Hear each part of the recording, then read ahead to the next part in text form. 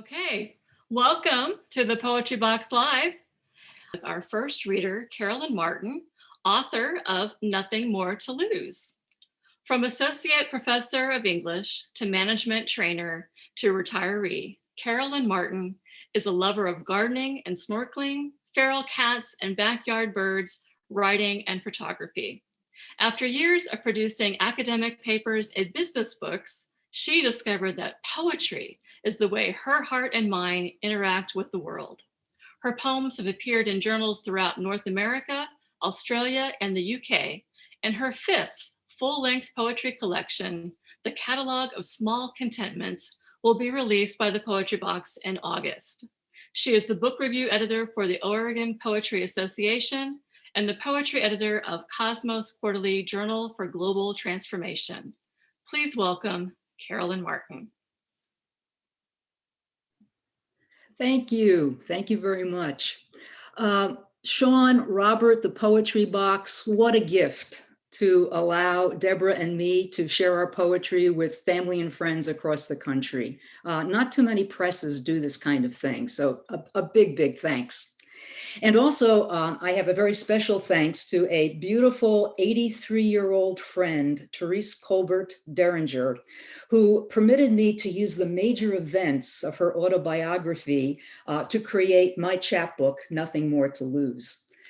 When Therese was 7, her family was smuggled out of Hungary during the Nazi occupation. And they spent the next 7 years roaming throughout Germany, battling starvation, battling sickness, until finally they arrive in Los Angeles in 1953 and begin a new life. As you'll hear, Theresa's story is one of resilience and faith, and ultimately it's a love story. I've been inspired by it, and I hope you will too. So I'd like to begin with the very first poem in the book called Danger. And all of the pieces in the book, both the poetry and the prose, are written in chronological order. And except for a few variations, they're each written in Theresa's voice. So none of the poems are in my voice. So Danger. It begins with a quotation by Therese, who says, "I was raised to be afraid." And it's written in 2 parts. Part 1, Pest, Hungary, 1939-1944. Pest is a very small medieval town in southern Hungary where Therese was born. First came the drunken Serbians, ugly border-crossing hooligans pillaging the little life we owned. Next, peddlers of cloth, wooden spoons, pots and pans, and child-stealing caravans doing what they're bound to do. Then air raids ripping through a town not worth a bomb, scurrying us down cellar steps where mother slept with her satchel full of documents, father with his file cutting tools. I fill the darkness in between. Last, Nazi soldiers marching through our streets with voices so beautiful. I fell in love with songs I did not understand. How could a child of 7 know death comes disguised as melodies playing over cracked cobblestones? I want one, I cried in my mother's arms. The yellow star I try to rip off a playmate's coat. This, the morning playing outside, ceased. Trucks rolled through every night, muting screams of yellow stars. Why do stars disappear? I asked. My Catholic mother could not say. 3 officers, blonde, blue-eyed, armed, quartered in our home. No children of his own, the eldest sat me on his lap and sang. Hitler lost, he knew. Stalin on the way. To Dresden, his plan for our escape. Warm clothes, poultry, flour sacks, butchered pigs, and a railroad car marked classified. Money gets you nowhere, Blue Eyes said. Food is currency. A 10-hour trip took 3 weeks. My father stayed behind. Part 2, from Pest to Dresden, 1944. The route was straight, we thought, except for bombings, reroutes, stalls, screaming, crying, whining, day and night. Sleep on straw, pee through holes, break the darkness once a day. Red Cross soup slides through the sliding door. Then the Vienna stop. Soldiers yank us out, grenades shatter cars, and gypsy body parts stain the air. We are next to die. Classified does not translate. But sirens translate out into Allied bombs that hit and hit and hit the blue Danube. Nazis run, we run, 3 hours bunkered in the dark with anguish and despair. For years, beyond in America, sneering kids would taunt. She bleached her hair. They didn't see humans blown apart or trains rubbled to the ground. They didn't hear my mother scream when she freed me from her arms and saw her child's hair turned white. The trauma of that journey literally turned half of Teresa's hair white. For me, the other astonishing thing about that poem is the role of the Nazi officer. As you read through Nothing More to Lose, there are these moments of exquisite, heroic kindness in the midst of horrible, horrible events. And this Nazi officer was one of those acts of kindness. We're not done with him yet. If you recall the line, my father stayed behind to take care of some family and friends. So the next poem is one of two written in Janusz Colbert's voice, Teresa's dad. And it's titled, Who Knew an Angel Wore a Nazi Uniform? From Pest to Dresden, November 1944. I stayed behind and hid out with our blue-eyed friend. Stalin and death searched for him as certain as they searched for me. He planned our escape in a freight car filled with machinery and straw, crushed me in between wheels and gears and grease, covered me with smells of sunshine and manure. You're hiding someone. German soldiers hopped on the train, accusing him of treachery. No one, I swear, his protest. I swear no one's here. They kicked their way around the car, worn down boots barely missed my life. I prayed without a breath. Rants ceased, silence, then one shot. I never heard my Nazi's voice again.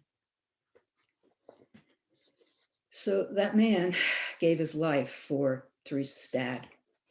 And Janusz finally makes it to Dresden in December of 1944 and is reunited with his family. And like thousands of others, they become civilian prisoners. And they are forced to work not for money, but for lodging and for food. So the next poem is entitled Inferno, and it has a date attached to it. What's today's date? The 20th of February. We were supposed to have this reading last Saturday, the 13th of February. So talk about serendipity. This poem, Inferno, Dresden, February 13th, 1945. So 17 years and 1 week ago was the beginning of the Dresden bombing. So Inferno. My father goes to work every day, blindfolded, bussed for miles away from our lives on the outskirts of culture and history.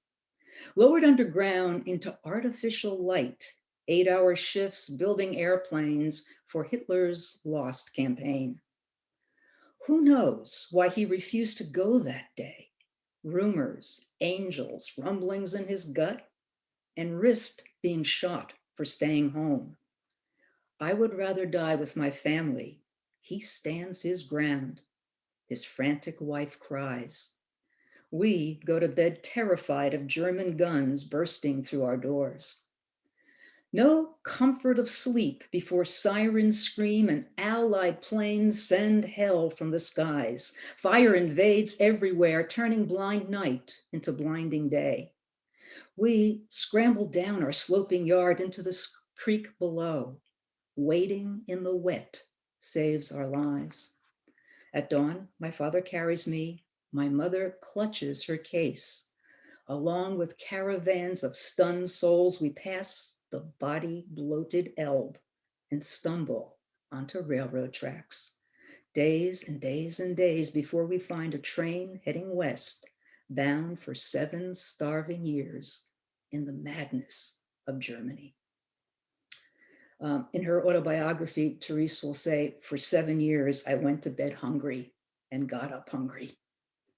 And her father will comment that the rations were 500 calories a day. And Janusz said, too much to die with, too little to live on. Now, we're still in 1945, and the war is coming to an end, and that's the title of the poem. The war is ending. They're living in a suburb of Munich called Berghagel, which was once the site, or still was the site, of a Hitler youth camp.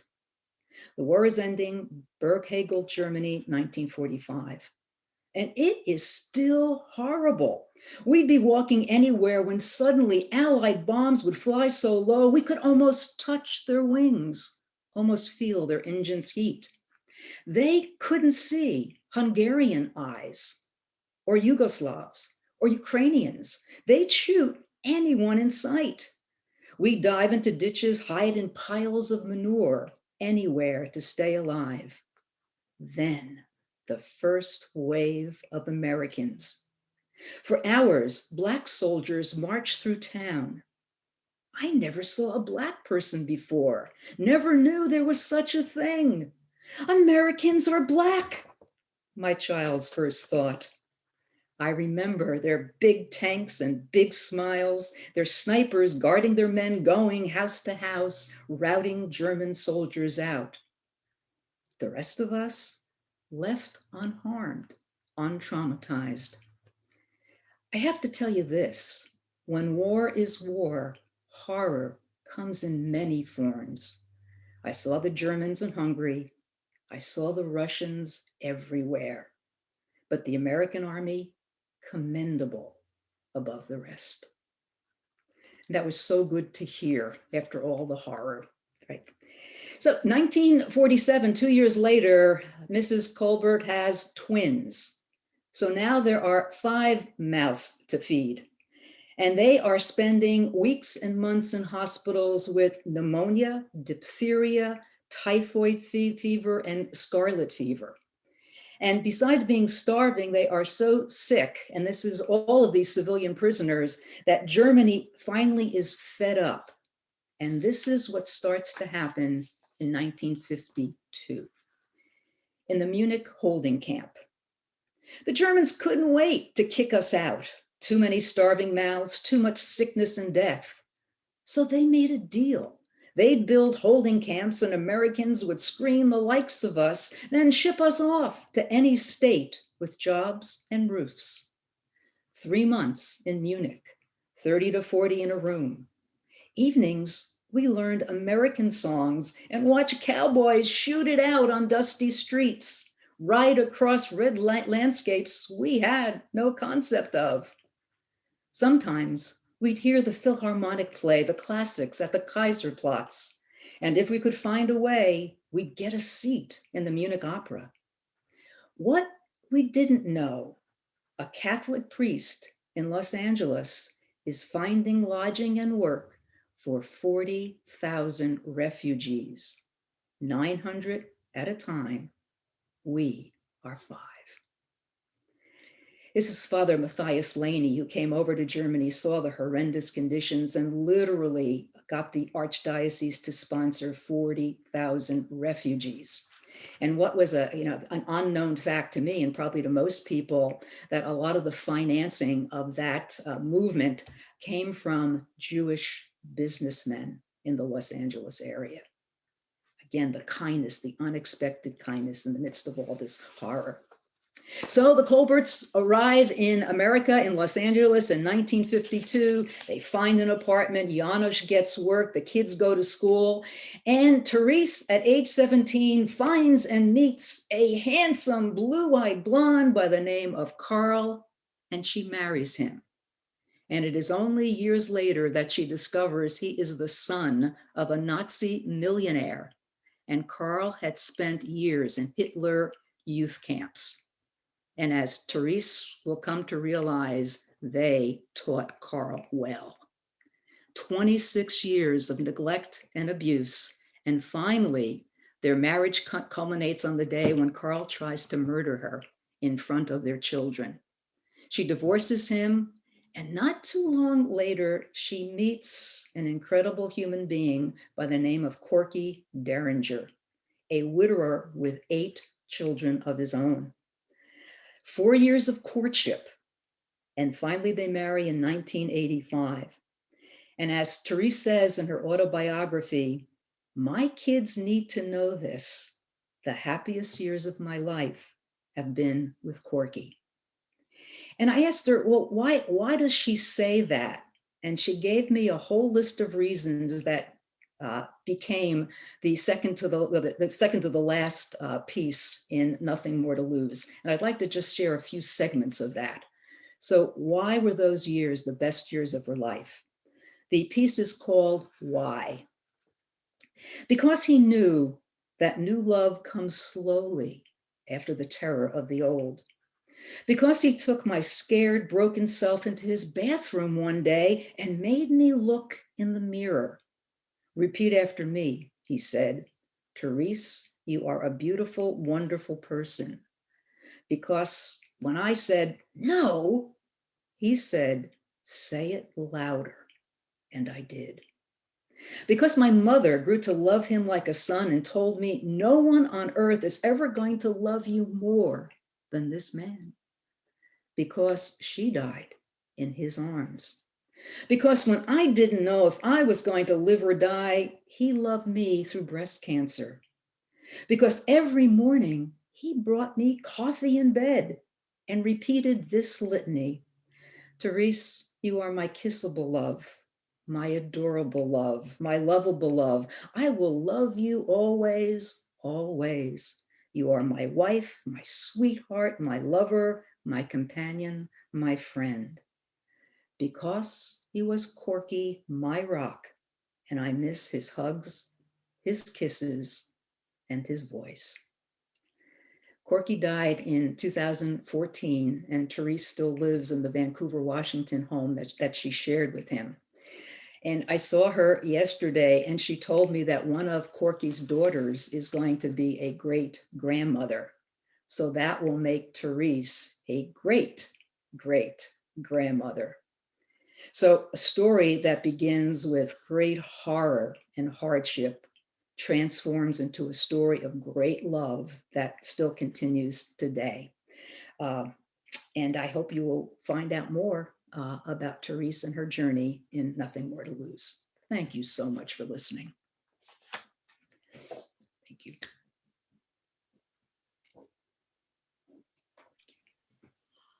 Oh my gosh, Carolyn.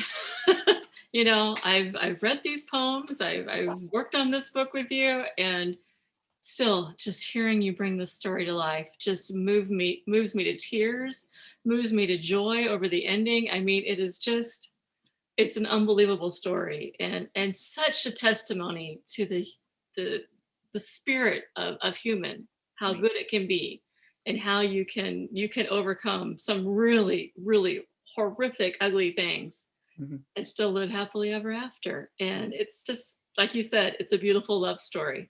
And I'm just so grateful that you wrote it, because it's just, everybody should read this. It's so enriching. So thank you for that. My pleasure. Thank you.